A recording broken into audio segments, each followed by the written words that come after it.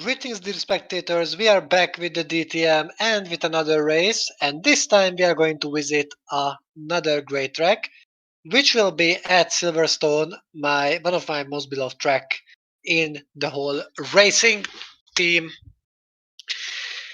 And after a pretty boring yet still interesting enough race, which was held in Aragon, we can say that Khalil Sain managed to extend his lead in Drivers' Championship and currently is 5 points ahead of Victory Bobo. Unfortunately, thanks to the retirement of Christoph Baranek, he managed to move backwards to P4. Daniel Fraser and Victory Bobo both overtook him. Since his time, I think it's simple to say, let's start the quali and let's see what weather drivers will race at, but probably it will be dry as all the time. And in the drive on, every driver will be able to try to get the most out of their own skill and trying to get the pole position for tomorrow's race. And yes, as I said, it's completely dry. But even though pole position is a very powerful thing, it's not a 100% guarantee for winning the race either. This was proved at Aragon by Halil Sahin, who managed to overtake Roberto Gamba and also managed to jump several people thanks to his strategy. But if we want to go backwards a bit, then basically Daniel Fraser took pole position in Hockenheim, and well, he didn't win. Actually, he got third, while Christoph Bernack won. So as I said, only Halil Say managed to win from pole position, and this was at Misano. So far, with other drivers, that didn't happen yet. This should mean that this is a bit more difficult than most of the drivers thought it will be, and this could give us the impression that this time, when someone is going to take pole position after 25 minutes of quali, then we can think that maybe someone else will take the win. Because as I said, and as we saw from the example, it's not so clear and not so simple.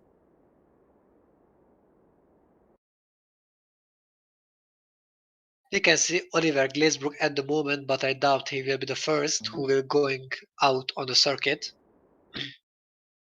Even though his pit crew is already moving out and already preparing his car for the first wave on Silverstone, obviously today. Everything is fine with the stream. I just checked it, and actually, it will be Olivia Glazebrook for the first time. It's a bit surprising because usually it's not a driver who's going out for the first time who we are looking at, but this time it's actually Glazebrook. As for Glazebrook, his season is well. How should I put this? It's not the best. I think this is the best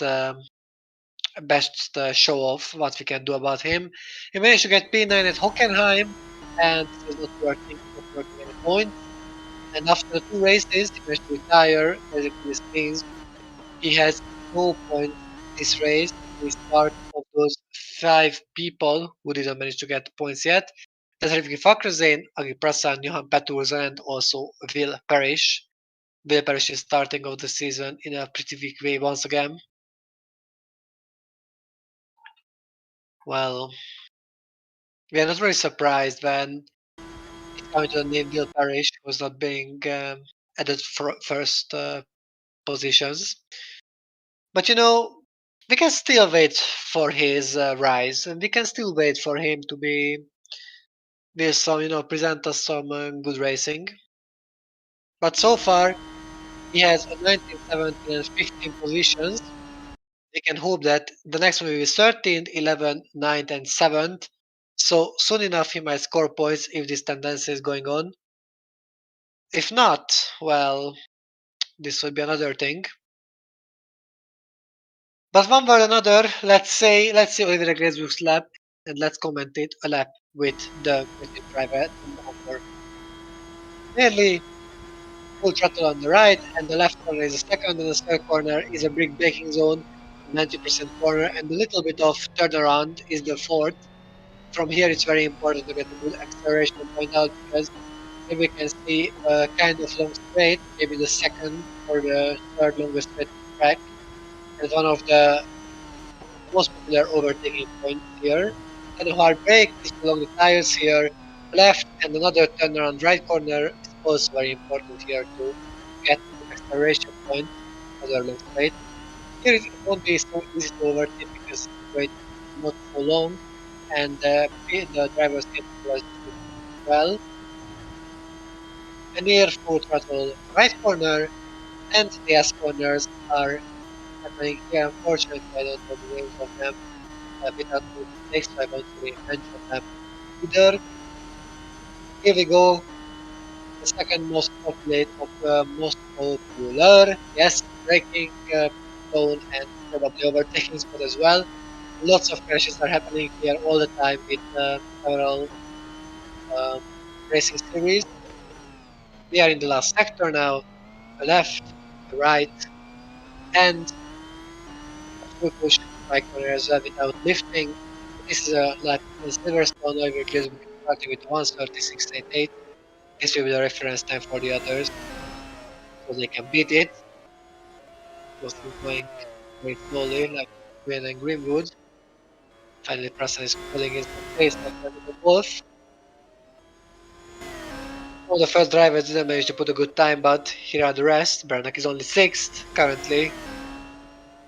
Well, not anymore the biggest competitor for the title because he's being only 4th, so Prasan and not Prasan, sorry, Fraser and Ibobu are overtaking him.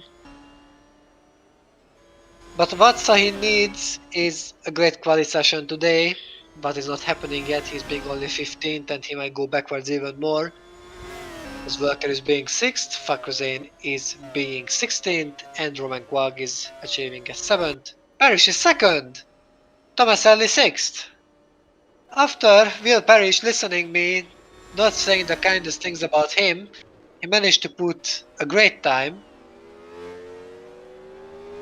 And he managed to get 2nd place so far. That's beautiful. And maybe his curse is being broken. Well, we can't really judge yet. We have to see.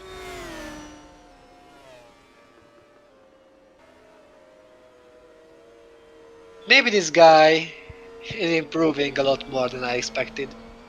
We will see because there were several times in the DTM history as well that even though driver managed to get a good position after quali, they were retired or crashed. Even well, they retired either of them, either way.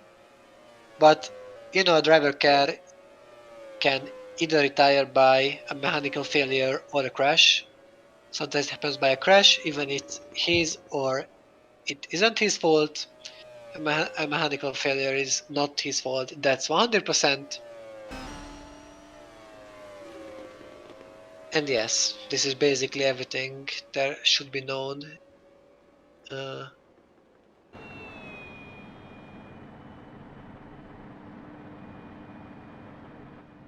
all the drivers are back finally after the first round.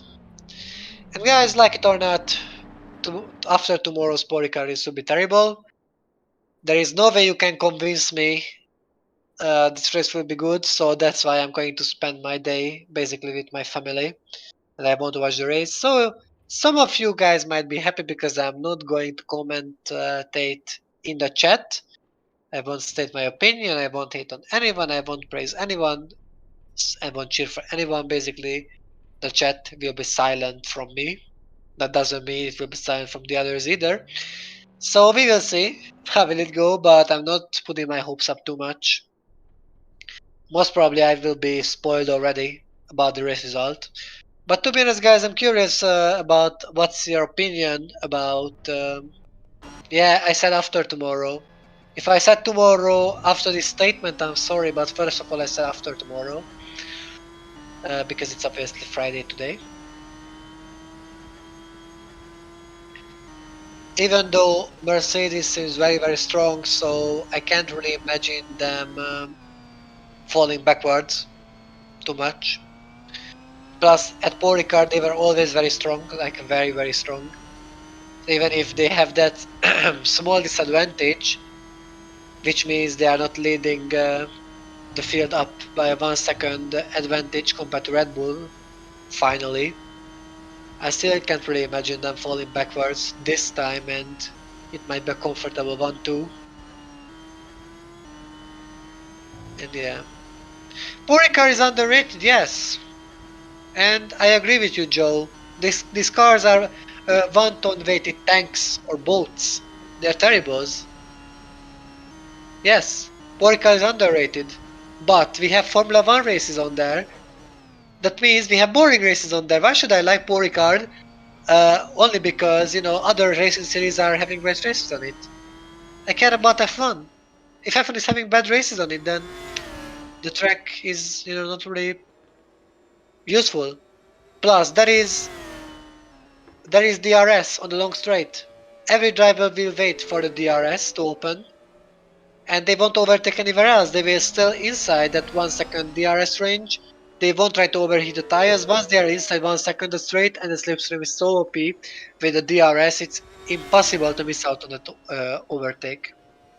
So yes, the problem is they're not even trying to overtake at any other places, because why should they? So,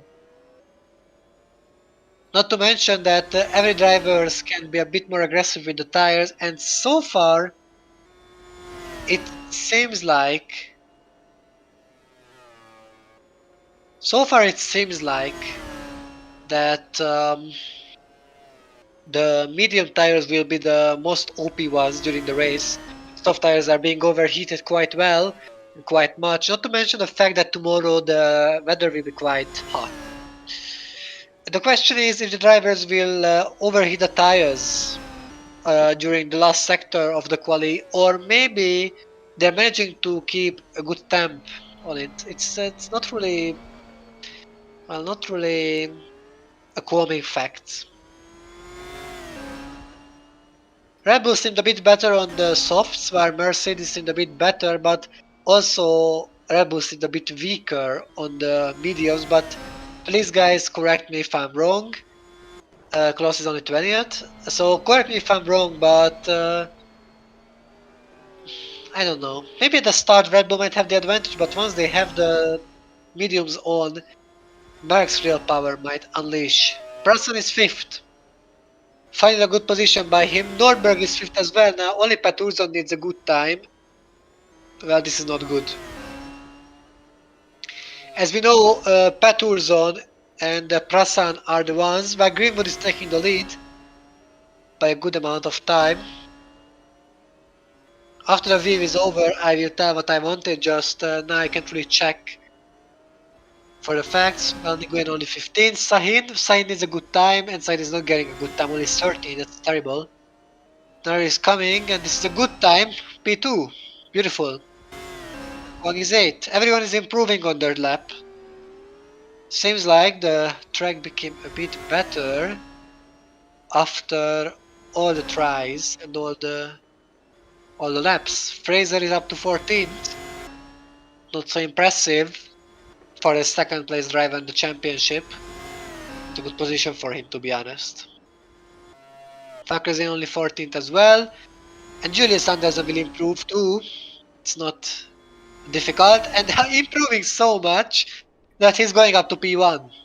That's quite an improvement, I must say. So, talking about Prasan and talking about Paturzon, they both are being at 20th and 21st in the championship without any kind of points, so they will need a good amount of improvement.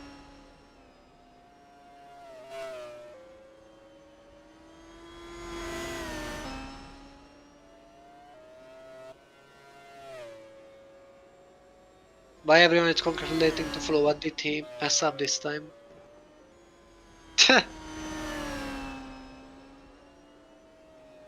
Come on, guys, answer me, because you're not having the mood to talk to me about Formula One. Then please tell me what did Flo do, because I am curious. Oh, he graduated. Well done for that. It's graduating is difficult, so without any joke, by the way, it is. No matter where are you, it's difficult to graduate for the first try in the correct age. So that's good. Well done for that. Enjoy it. Get drunk with the friends. Go out. Do things you might regret later. No, actually don't. So yeah, don't get too drunk. And don't listen to me every time about everything when I'm telling you something. It's not always the best thing to do.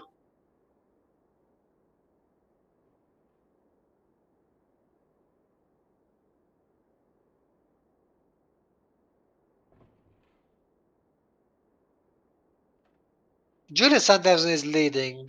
Do you know, guys, what that means? Well, basically nothing yet because he didn't get a pole position.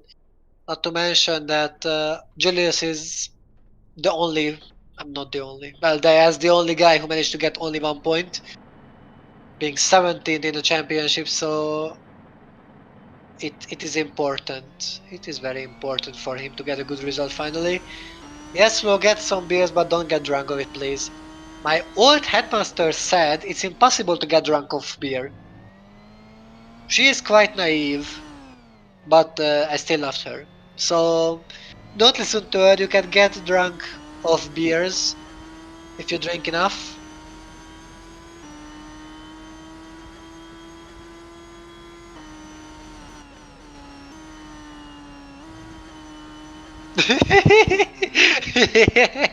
Oh my god. Uh,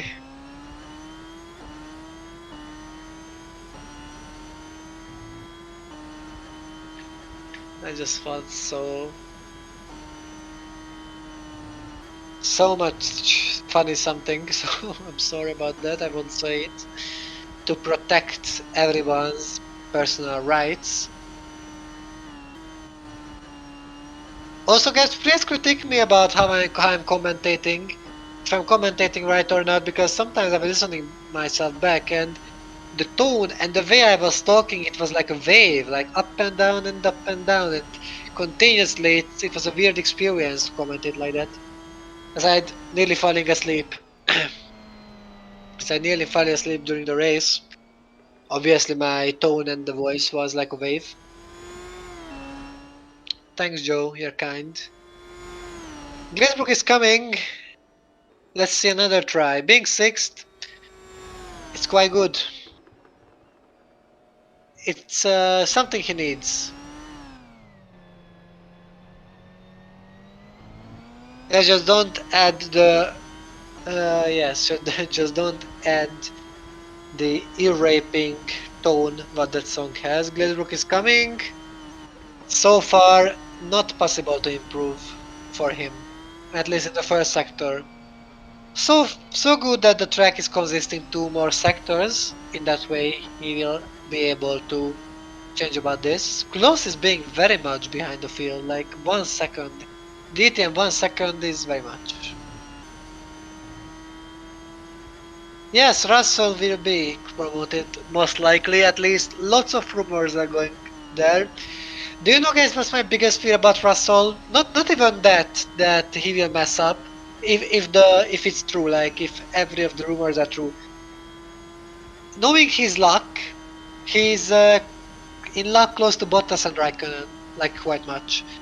That he won't be able to fight for first positions anymore because Merck will mess up the new regulations and they will fall backwards. And even though he's being, promoted to Merck, he might only get a third or the fourth fastest car, which basically impossible to deal with, go for podiums. This because he's improving after all. I really hope this won't be the case. But if he will have a weak car, then basically Lewis will have a weak car as well.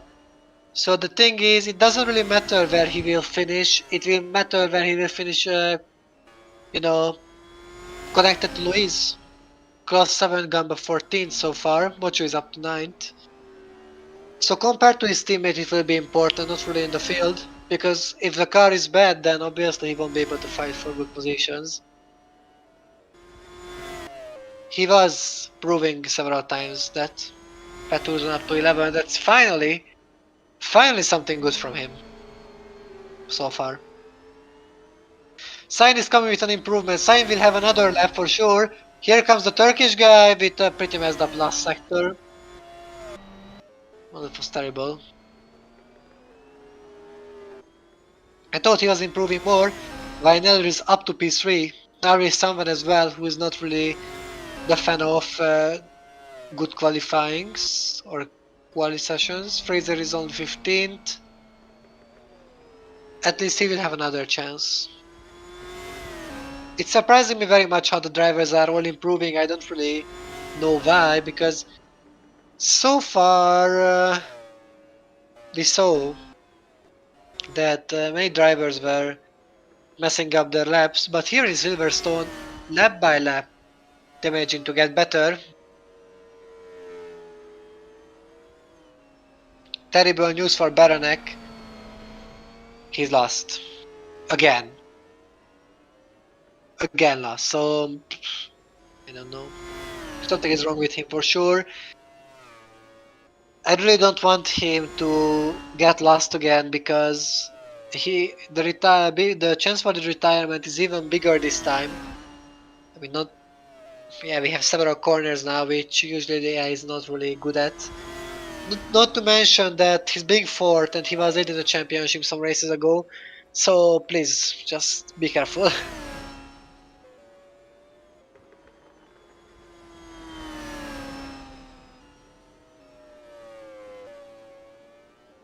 Javi, I think the main reason they didn't put Stoffel in there because Stoffel was racing in Formula E. Between Formula E and Formula One, the difference is too big.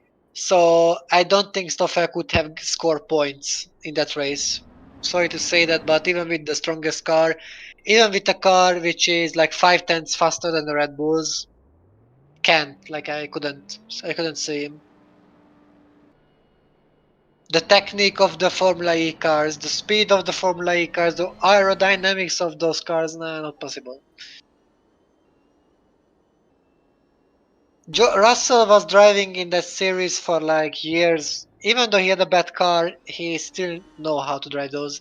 He had the technique, he had the stamina, he had everything. So Merck did a good choice with Russell, and actually with that race they tested him, and as we can see, the test worked out quite well.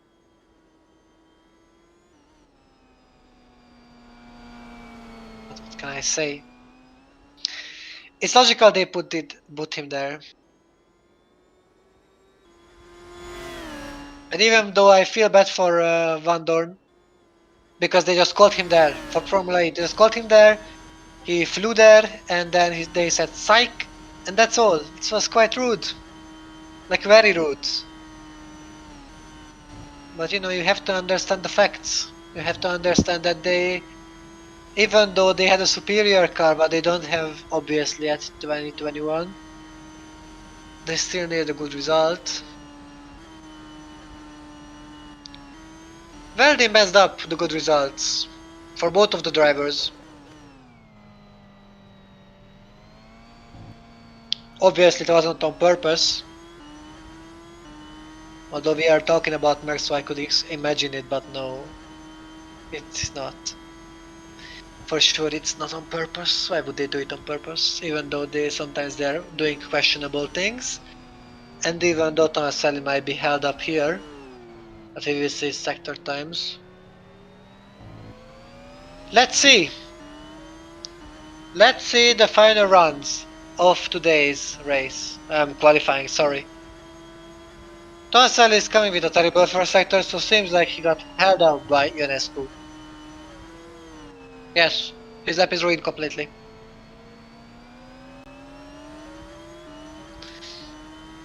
Well, Ionescu seems faster anyways from him, so Tomaselli won't catch up to him.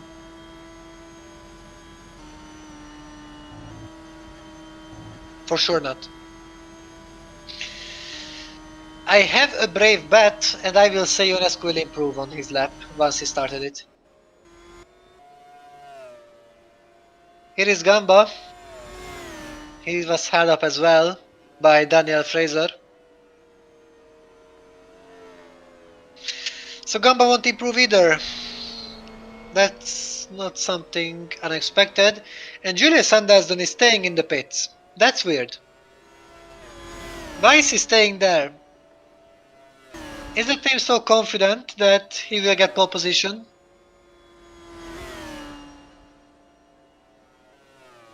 Preston is coming.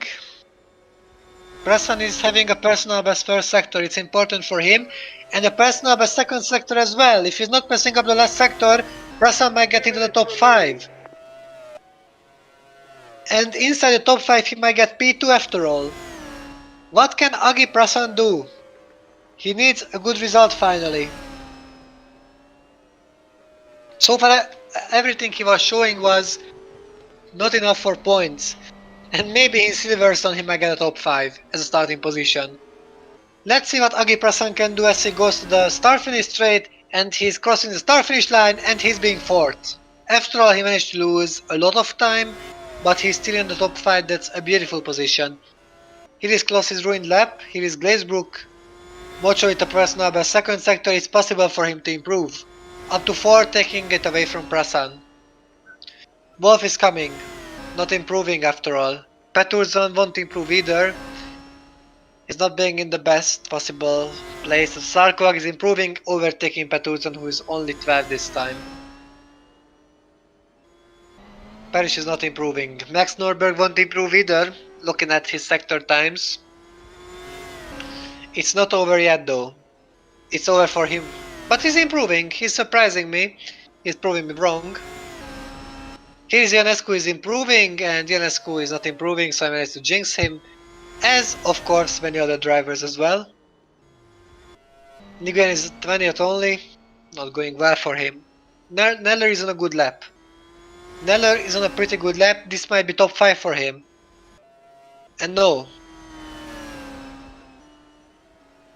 Well, it's top 5 for him, I wasn't wrong. He's being 3rd. Look at the 500 IQ play with me.